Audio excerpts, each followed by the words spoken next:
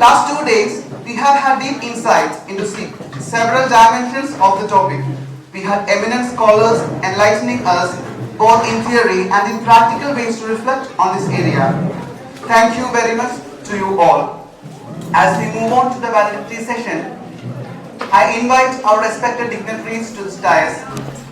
Professor Dr. Prabhat Patnaik, Emeritus Professor, Jawaharlal Nehru University, New Delhi. Welcome, sir.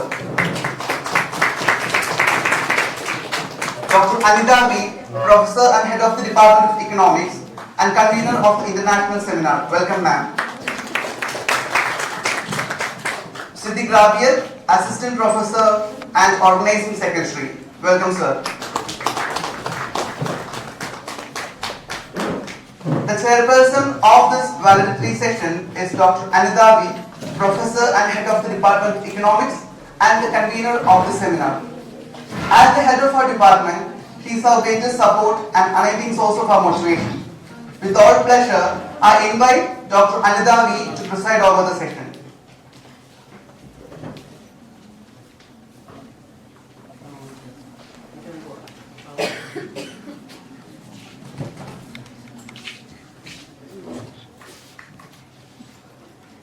Good afternoon to one and all. Honorable Vice Chancellor, Professor V.P. Mahadeva, most respected Professor Prabhat Patnaik, Emeritus Professor, Jawaharlal Nehru University, Mr. Siddik R,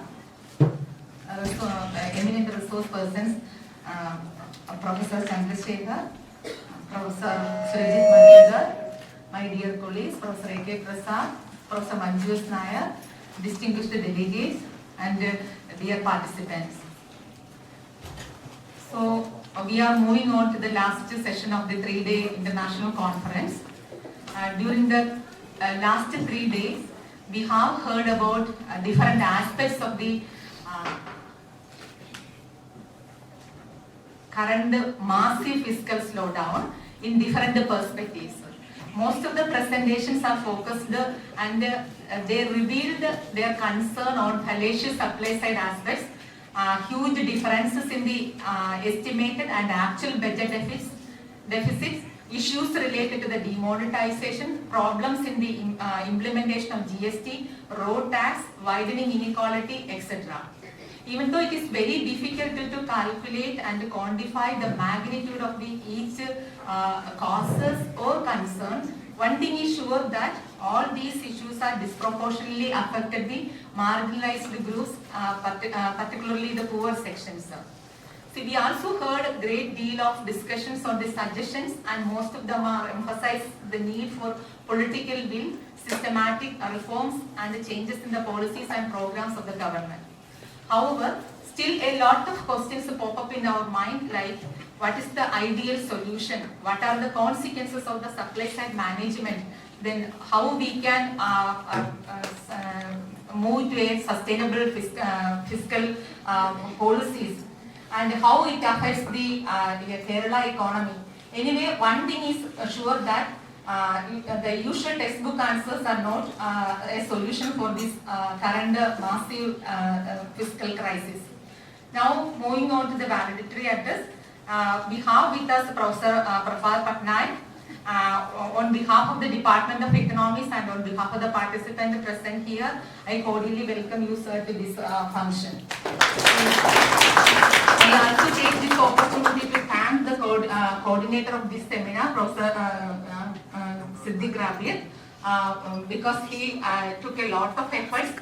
Actually, the financial crisis, this fiscal instability is also affected him. He didn't get the fund from the university due to the crisis. Still, he managed some way. I don't know how it reaches in the final situation. And then I also extend my sincere gratitude to the students who are behind the whole programs of the 3-day initiatives. And now let me invite Professor Prabhat Patnaik to deliver the special lecture.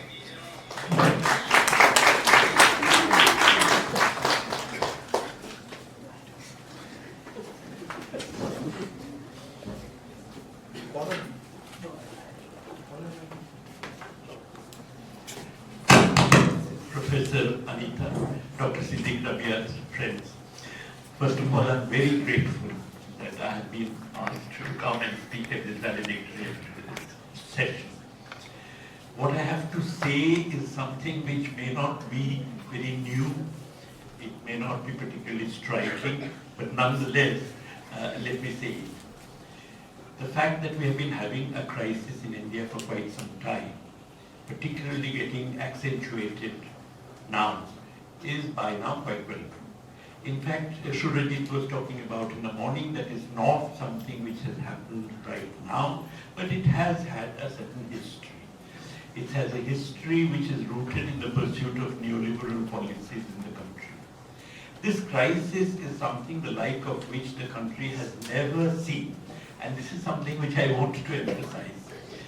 You must be reading in papers that, let's say, the unemployment rate is higher than it has ever been over the last 4 decades.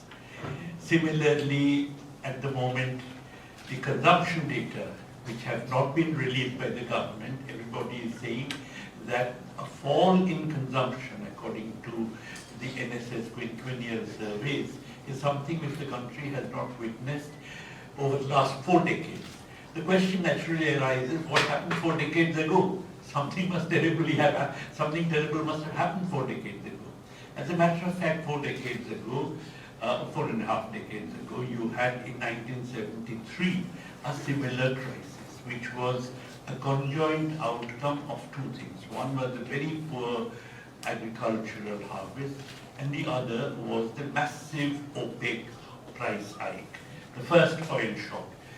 These two pushed up inflation to 30% in India in 1973-74, and of course they really created big crisis. Something like that is now apparently happening, though the government has carefully hidden the data that might suggest so.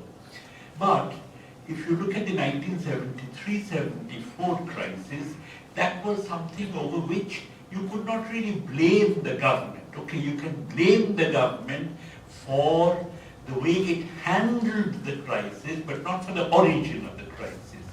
If you have a poor harvest, then of course the government can be blamed, and it was blamed at the time that it actually, instead of releasing stocks, food grain stocks, of which the country had plenty, through the public distribution system, it simply released the stocks in the open market where people, speculators, just bought the stocks up. As a result, nothing happened when it came to inflation. So you could blame the government for its mishandling of the crisis, but not for the crisis itself. This is a crisis where actually it has nothing to do with any external disturbance. It has nothing to do with any erratic factors like an oil price hike or something which has completely disturbed the functioning of the economy. It is entirely a result of the operation of the economy, and this operation in turn is something over which the government has been presiding. Not just this government, but successive governments have been presiding over quite some time. This is the first real crisis of aggregate demand that the economy has faced. Prior to this, we never had a problem of aggregate demand in the old dirigist days, because there, if anything, there was a shortage always of one thing or another. While after the dirigist period was over, when you had a neoliberal regime, you have had occasionally slippages in aggregate demand, but nothing as serious as this. So this is the first serious problem of aggregate demand. Now, when you have a problem of this kind, we should be clear that this is part of a universal phenomenon. It's happening all over the world. India is not the only country in which there is a problem of aggregate demand. This is happening all over the world. There is no automatic way of coming out of this crisis. There is no very clear-cut way of coming out of this crisis. One way which typically used to be available to governments in the old days, which was the use of fiscal policy, is no longer available. As a matter of fact, in a neoliberal regime, fiscal policy is something which becomes pro-cyclical as opposed to anti-cyclical. Now, let me just, I'm sorry, at the risk of being pedantic, can I just show this on thing? Exactly what I mean by this.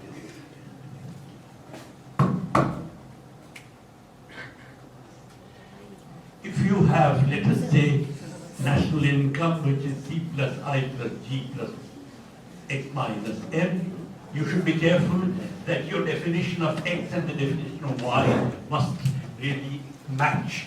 If Y is GNP, then this must include net factor incomes from abroad, and if Y is GDP, then net factor incomes from abroad must be subtracted from this. So, if you have, for any reason, let's say there is a fall of 100 in X minus M, everything else remaining the same, there would be a fall of 100 in Y. Okay?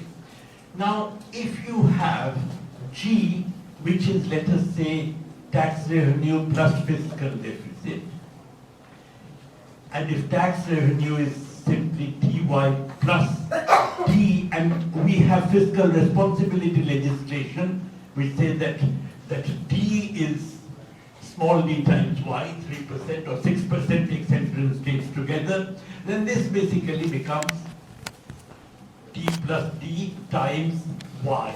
In which case, if you have a fall of 100 here, then not only can you not use fiscal deficit, but because of the fall in Y, this also goes down. Therefore, you have fiscal policy being pro-cyclical.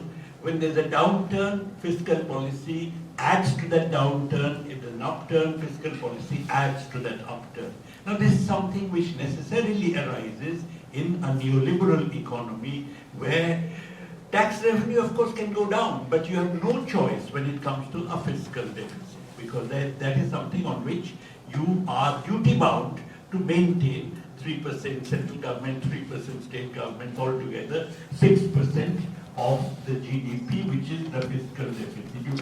You have to, therefore, when income goes down, government expenditure must go down as opposed to going up in order to provide an antidote to the recession that is developing.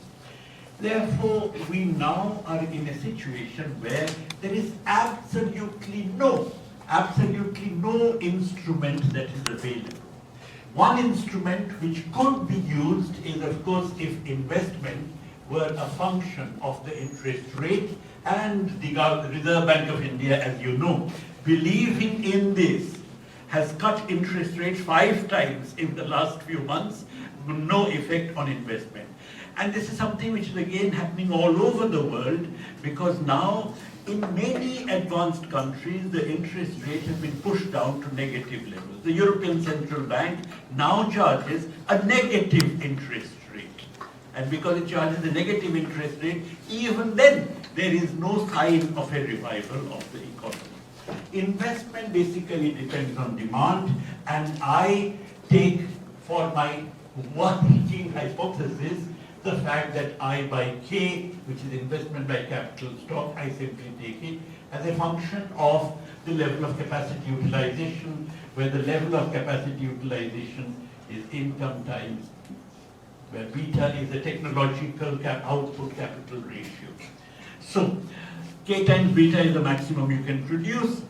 Y is the amount you actually produce, so Y by K times beta is the level of capacity utilization as a pure number.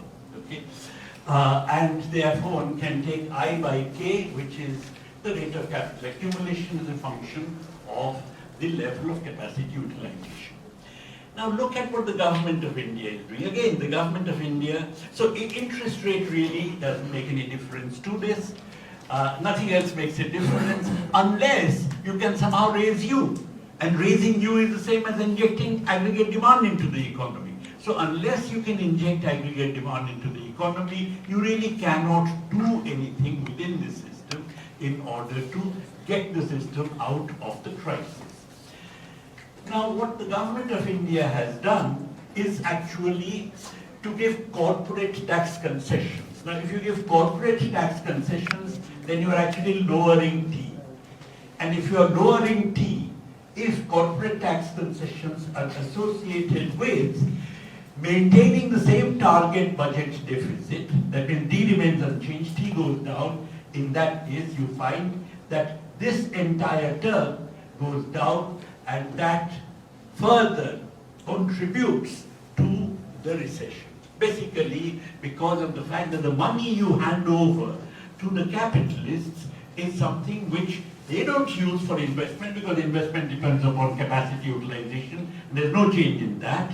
And on the other hand, that money which the government might have spent, it's no longer able to spend. Therefore, there's a reduction in the level of aggregate demand. So the kind of measures which the government has been pursuing for overcoming the crisis are measures that are actually accentuating the crisis. And this is something which, probably because the government does not have a proper understanding of the fact that this crisis is a problem of aggregate demand.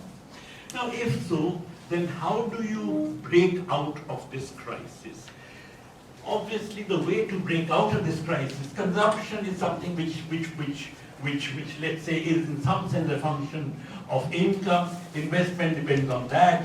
Government expenditure. This is something you can do very little about. People sometimes depreciate their currencies in order to sell more abroad and to import less. In other words, you wish to improve your trade balance by depreciating the currency. That is called a beggar my neighbor policy. That effectively you want to get out of the depression by exporting your unemployment to some other countries. That's what Trump is trying to do. Not by depreciating the currency, but through his protectionism. Protectionism basically means that I don't buy Chinese goods that may generate employment domestically, but on the other hand, that is exporting unemployment to China. Now, if other countries are not willing to import the unemployment from your country, then in any case, this is something that you can't do much about. So you have to concentrate on fiscal policy. Now, when you concentrate on fiscal policy, there are two ways, and obviously government expenditure has to increase. If government expenditure increases, question is how does it get financed? If government expenditure gets financed by taxing the working people, then there's no net increase in aggregate demand. Okay? In fact, we just heard Dr. Chandrasekhar say that really speaking, when it comes to consumption inequality, they're not as much as income inequality. That's because at the lower end of the income scale, people more or less consume what they earn. If anything, in India they are net dis-savers, while at the upper end, people actually do not consume as much as they earn because they are the net savers. So if you assume, which I'm going to do, that basically the working people, which means workers, peasants, agricultural laborers and so on, let's say their saving propensity is zero. In that case, if the government simply taxes them one way or the other, they are obviously not through direct taxes, but all kinds of indirect taxes. If you raise taxes which basically impinge on their consumption, on their incomes, in that case, you're not adding anything to the level of aggregate demand. 100 rupees you take from them, which they would have spent on consumption anyway, and you spend those 100 rupees, then there is no net increase in aggregate demand. The net increase in aggregate demand would arise only if the government expenditure is either financed through a fiscal deficit or is financed by taxes on capitalists. Because taxes on capitalists would imply that, let's say, your SP is something which is, let's say, I mean, if you assume that all profits are saved, or alternatively, SP is positive, but less than 1. Okay? So,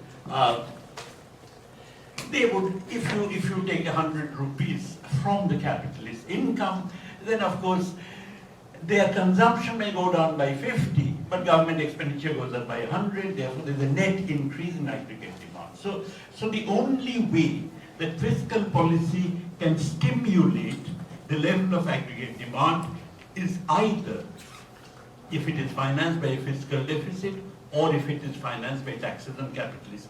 That, by the way, is one of the problems with the contemporary world economy, because no country dare do this, because if you do this, then you have finance that will flow out of your country. You live in a world of globalization of finance. If you raise the fiscal deficit, financiers don't like fiscal deficits for reasons which are very complex and we need to go into here. But if so, then they'll just quit your country. Moody's would downgrade your credit rating and so on. They leave your country. On the other hand, if you tax capitalists, exactly the same would happen, because it's going to undermine speculators' confidence in your economy. So that being the case, this is exactly why no country is really in a position to do the Keynesian kind of demand management, whereby there is a rise in the level of aggregate demand, as Keynes had suggested, in order to get that country out of the crisis. So everybody is caught in the same kind of a situation, which is why the only kind of measures which are being talked about now are beggar my neighbor policies, trade wars, and so on. Okay. Now, oddly enough, now fiscal deficit, if you enlarge the fiscal deficit, what does it do? It is completely wrong to believe what our newspapers and everybody says, or what the World Bank and IMF say, that an increase in the fiscal deficit has the effect of crowding out private investment. That is completely wrong. In fact, the fact that it is wrong was established 88 years ago in a paper by Richard Kahn in the Economic Journal called The Relay, where he first put forward the idea of the multiplier. The point is that there is no such thing as a fixed pool of savings from which, if the government takes more, less is available for the private sector, because the savings enlarge as income rises. If the government spends more, income rises, savings rise, and so on. In fact, Kahn put forward a proposition which is the exact opposite. He said, at any given interest rate, investment creates an amount of savings equal to itself through increases in income and employment, income output and employment. That was the theorem of the multiplier. So all this business of there being crowding out and so on is complete nonsense. On the contrary, if you have an increase in government investment, and if that raises income, then that raises the level of capacity utilization, and there's a crowding in of private investment as opposed to a crowding out of private investment. Because naturally utilization rises, demand rises, employment rises, profits rise, and therefore there is larger amount of private investment. But nonetheless, there is a problem about a fiscal deficit. I think I should keep track of the time, otherwise I'll go on speaking. Nonetheless, there is a problem about, how long have I been speaking? Till 4 you can speak. Till 4, all right. There is a problem on the fiscal deficit, and that is that, remember, suppose we talk about a closed economy. For simplicity, let's talk about a closed economy. If you have a closed economy, then, okay. So in a closed economy, total investment is equal to total savings. Therefore, investment of the government plus investment of the private sector is equal to savings of the private sector plus savings of the government. Now, if you have a fiscal deficit, that means, or if you want to do it the other way around, IG minus SG is equal to SP minus IP. Now, everybody thought in the old days, in the pre-Keynesian days, that if this increased, then SP remaining the same, fixed pool of savings, this would actually have to fall. Now that was wrong, because Kahn's argument precisely was no. In fact, if this rises, at any given interest rate, IP remains the same and SP rises. So investment generates an amount of savings which is equal to itself, which is the same as saying that a fiscal deficit generates an amount of excess of private savings over private investment exactly equal to itself. Okay? Now, remember, who is doing the savings? It is the capitalists who are doing the savings, or the surplus earners who are doing the savings. Capitalists, the landed interests, and so on. The rich are doing the savings. So if you finance government investment through a fiscal deficit, then effectively, for no virtue of these characters, you're putting wealth in their hands. So their savings are going up, not because they have done anything, but only because of the fact that the government has enlarged demand, which means more output has been generated in the economy, more profits, more surplus, more savings.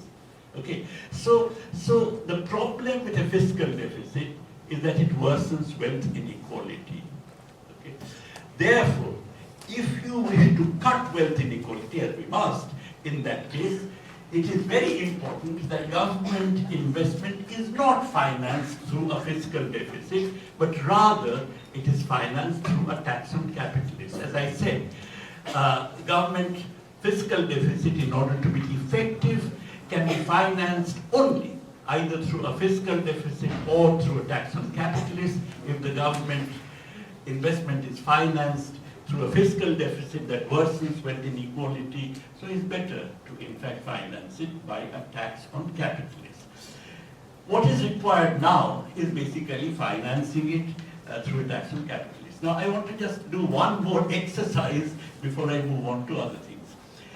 There is again a mistaken idea that suppose the government spends 100 rupees suddenly in terms of additional investment, okay, and let's say imposes a profit tax on the capitalist so that its budget is balanced, okay. Now if the government actually does this, then you may say that, look, it's actually squeezing the capitalists. How horrible, it is squeezing the capitalists. But that's a mistaken impression. Because even if there is this balanced budget basically implies that the excess of capitalist savings over private investment is also something that remains unchanged. Suppose the private savings are I said this, let's say it is small sp times profits minus IP. That means, let's say this is half of profits are saved. Then 100 rupees of government investment financed by 100 rupees of taxes on capitalists would nonetheless raise profits, pre-tax profits, by 200 rupees. Okay.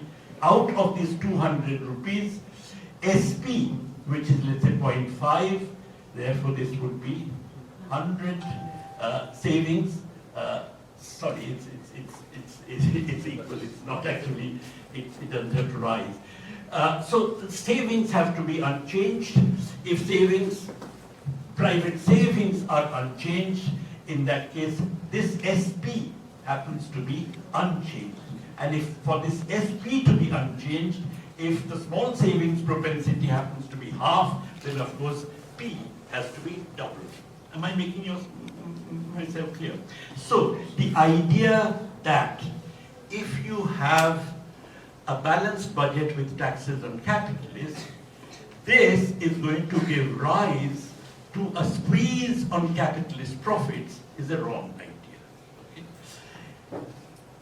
Therefore, taxes on capitalists are the best way of financing a budget deficit. In fact, in the 1930s, when you had many countries coming out of the depression, like Germany and Japan, the fascist countries came out of the depression first. They did so by government borrowing. They embarked on large-scale militarization programs, and those were financed by government borrowing, which means fiscal deficit. They couldn't care about wealth inequalities increasing. The other countries, the liberal capitalist countries like United States, United Kingdom and so on, came out of the depression much later in response to the preparation for the Second World War, but they too came out when they started making war preparations and therefore larger military expenditures. So in that period, you had significant increases in government expenditures. These expenditures were financed by either largely by fiscal deficits, because the financing in wealth inequalities, how can we generate a larger government expenditure? We can do so through a tax on profits, as I said, but we should do so not even through a tax on profits, but through a tax on wealth. In India, there is virtually no wealth taxation. Okay? While wealth inequalities in India have been increasing at a dramatic rate, according to every conceivable index you can think of, particularly you look at Credit Suisse data, and that shows that wealth inequality has actually been rising. So if you have wealth inequalities rising and you want to control the wealth inequalities, then this is something which can be done by having a wealth tax. There is a proposition which I don't want to go into where you can actually say that wealth taxation is actually better from the point of view of investment, if at all, compared to profit taxation. Of course, I have made investment a function of the degree of capacity utilization, in which case, of course, neither wealth nor profit taxation really matters very much. But on the other hand, if you think that, for instance, that profit taxation simply taxes profits, wealth taxation taxes wealth, no matter in what form you hold it. If you hold cash, you are taxed as much as you are taxed if you hold factories or buildings or assets of various kinds. Therefore, wealth taxation implicitly discourages liquidity preference.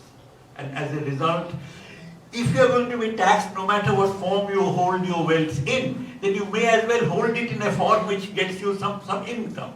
And that's why people would move from holding wealth in the form of money to holding wealth in the form of productive assets. So it's possible to argue, Kaleski put forward this argument years ago in 1936, that actually wealth taxation, he compared three different ways of taxing: indirect taxes, income taxes on capitalists, and capital taxes on capitalists, which means basically what I'm talking about as wealth taxes, and argued that wealth taxation was the best way of taxing capitalists. Now, if you have wealth taxation, in that case, I would suggest that wealth taxation can be utilized in India in order to bring about a real welfare state. I think again, Dr. Chandrasekhar was talking about various things like basic income scheme and so on, which have been mooted of late. But the problem with all these basic income schemes, quite apart from finding out who the benefit should go to, how much should go to each person, is that all of them are based as if it is the largest on the part of the state, as if the state is doing somebody a favor. Okay, that okay, you are poor, we are going to help you. On the other hand, I believe in a modern democratic structure, these should accrue to people as a matter of right. And therefore, I would suggest that instead of all these schemes, which basically transfer incomes, it is much better to have a set of rights which are given to the individuals, and these rights should be universal, justiciable, and therefore build up a notion of citizenship. That every citizen of the country is entitled to a set of rights. I know that having rights is not enough. As a matter of fact, these days we see a trampling of even basic political rights given in the Constitution. But nonetheless, at least you could argue against this trampling on the grounds that it is illegal. I would therefore suggest an extension of the political rights to the realm of the economy. Now, if you introduce, for instance, and I simply want to spend some time discussing the possibilities. If you introduce, for instance, 5 fundamental economic rights: the right to employment, the right to food, the right to universal, publicly funded healthcare along the lines of a national health service, the right to universal, publicly funded education, from which currently there's a withdrawal. You know, the JNU agitation that's going on, which is precisely against that kind of withdrawal. But you have universal, publicly funded right to education, and of course, a right to old age pension and disability benefits. In that case, you will find that these 5 economic rights which are not so far in the Indian Constitution. The Indian Constitution is quite peculiar. It has some rights, mainly political and social rights, but all the economic things it puts into the directive principles of state policy, which are more kind of pious wishes rather than actually ensuring any rights, because that is the direction that the state has to take. But if you institute these 5 rights, let's just find out how much it would cost and how it can be financed. Well, I made a very rough calculation, and that calculation goes as follows. I'll give you the details of it, okay.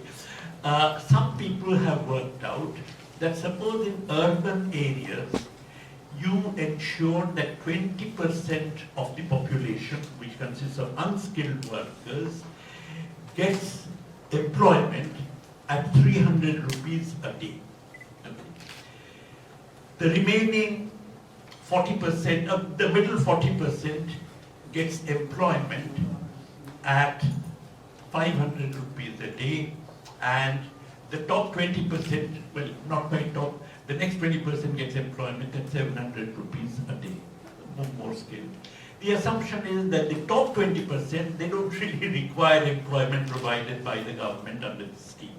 If you do that, then it turns out that altogether you would require for financing this 2.86 lakh crores at today's prices. Let's just write it down. 2.8 lakh crores. All right.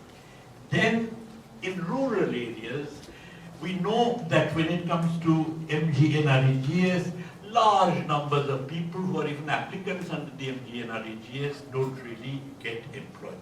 Okay.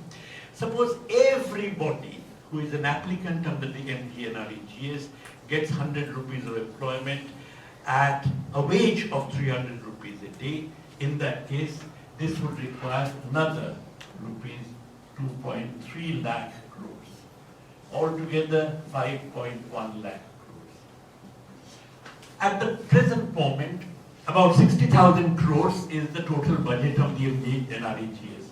Therefore, you subtract 60,000 from it, you get 4.5 lakh crores, which is the additional amount that you have to provide in order to give employment on this scale. Now, you may say that you're talking about rights, but this doesn't amount to rights. As a matter of fact, there are many things which I have ignored in this. One is the fact that when you have the other rights, like right to education would mean school buildings having to be built, right to education would mean teachers having to be employed. When that happens, automatically a large number of people would be getting employed. So you would not really require as much money for providing employment as I have been calculating.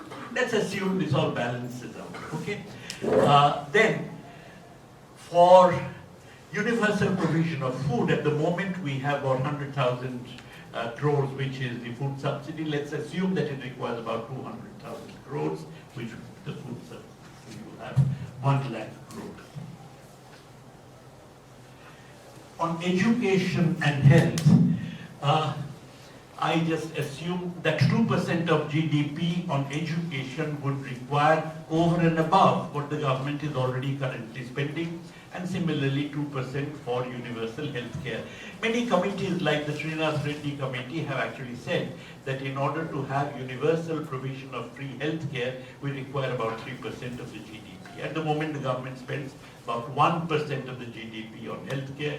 Add 2 more. So about 4% of GDP is going to be spent on this, and that would come to, I think it would come to about, 4% would be let's say 6.5 lakh crores.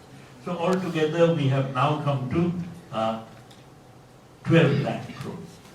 For old age pensions, so there are estimated to be about 12.5 crore people who would require pension, and I'm talking about non-contributory old age pension. Some people may drop out of it, but I mean, for instance, a professor contributes towards his pension when he retires, but we are talking about a non-contributory pension which is given to everybody who is above the age of 60. There are 12.5 crore people, and suppose these 12.5 crore people are given a pension amount of 3,000 rupees per month. And that would work out to how much you can calculate 36,000 multiplied by 12.5, which means, let's say, another 4.5 lakh crores. So altogether, my calculation was 16.8 lakh crores. Additional resources are required, which is roughly 10% of GDP. So with roughly 10% of GDP, we would be able, additional, over and above what we already spend on these, and I'm not even taking into account what the state government spends, but 16.8 lakh crores, or additional 10% of GDP, we would be able to build a welfare state in India that actually provides rights of these 5 different kinds, in my view, to everybody. How do we raise this money? Now, it is said that in India now, the top 1% of the population, has 570 lakh crores of wealth. The total private wealth is 570 lakhs. Top 1% has about 58% of this wealth, so that they have about 330 lakh crores. Top 1%.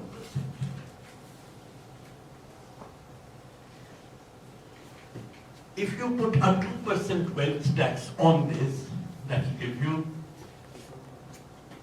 6.6 lakh crores. I should explain one thing. Suppose you wish to raise 16.8 lakh crores. How would you do that? If you wish to raise an additional 16.8 lakh crores, economics is a marvelous subject. You don't actually have to tax additionally 16.8 lakh crores. Why? Because of the multiplier that Khan had talked about. That if you, let's say, tax 100 rupees and spend it, then incomes would enlarge. As incomes enlarge, automatically your tax revenue rises. Am I making myself clear? So you need to raise additional taxes, not worth 16.8 lakh crores, but I made very conservative assumption you'll need additional taxes of 11.8 lakh crores. So all you need to raise is 11.8 lakh crores. Already we have got 6.6 lakh crores. But you can't have a wealth tax without having an inheritance tax, because after all, otherwise everybody would simply distribute his wealth among his children. Okay, so that the top 1% would actually no longer be the top 1%, because there will be lots of people. So therefore, you have to have an inheritance tax. Let's just make a very conservative assumption, again on the top 1%, 330 lakh crores is their wealth. Suppose we assume that every year 1/20th of it gets distributed, gets fragmented. And that 1/20th therefore would be, say 5% of it, but say 17 lakh crores. Put a 33%, 1/3 wealth tax, inheritance tax upon it. So 1/3 of 17 would be, let's say, 6 lakh crores. So we've even less, let's say 5. I require 5. So that is 12 lakh crores, let's say, which is the amount I needed.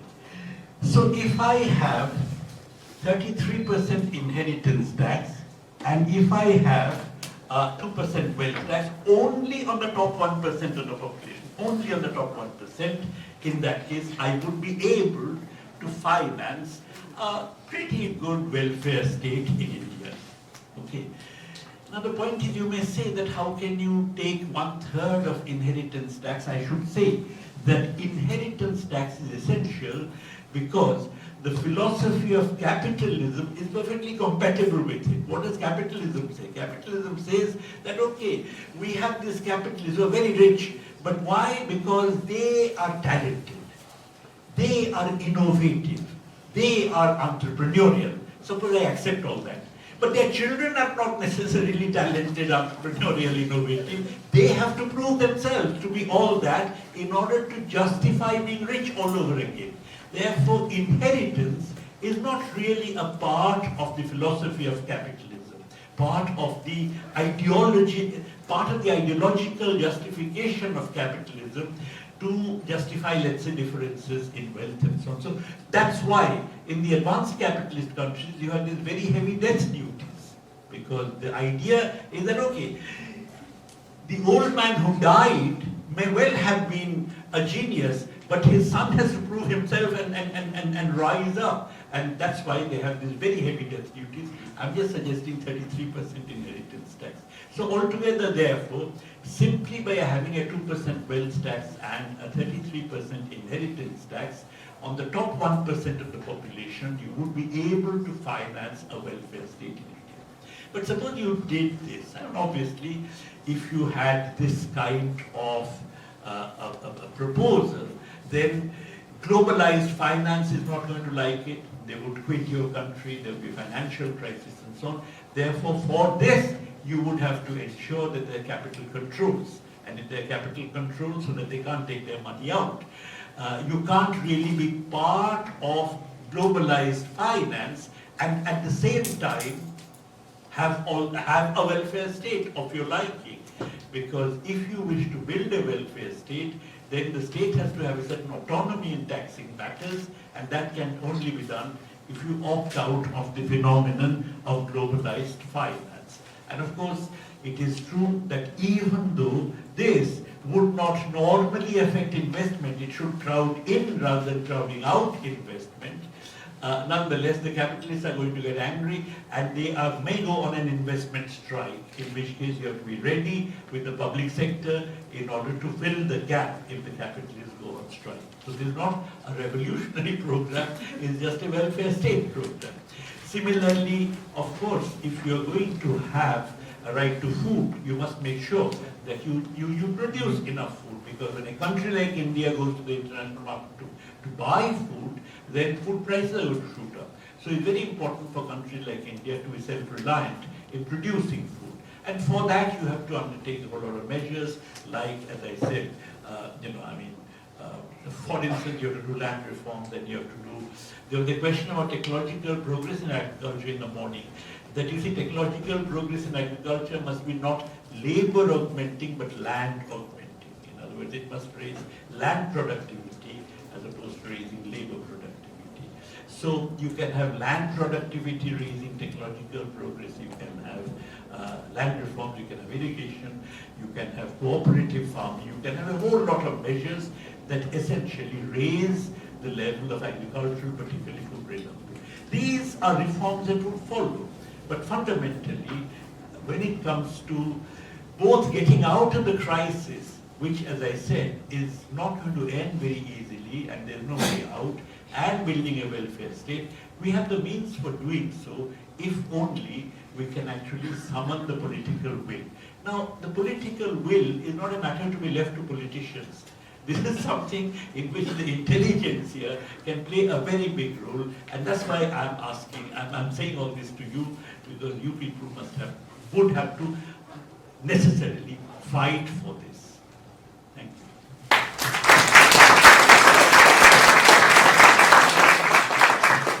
Sir, for the classic presentation, with the support of theory and the actual data, Professor Prabhat Patnaik brilliantly explained the nitty-gritty of fiscal deficit and the taxation and its impact on the welfare of the states. So now let's collect.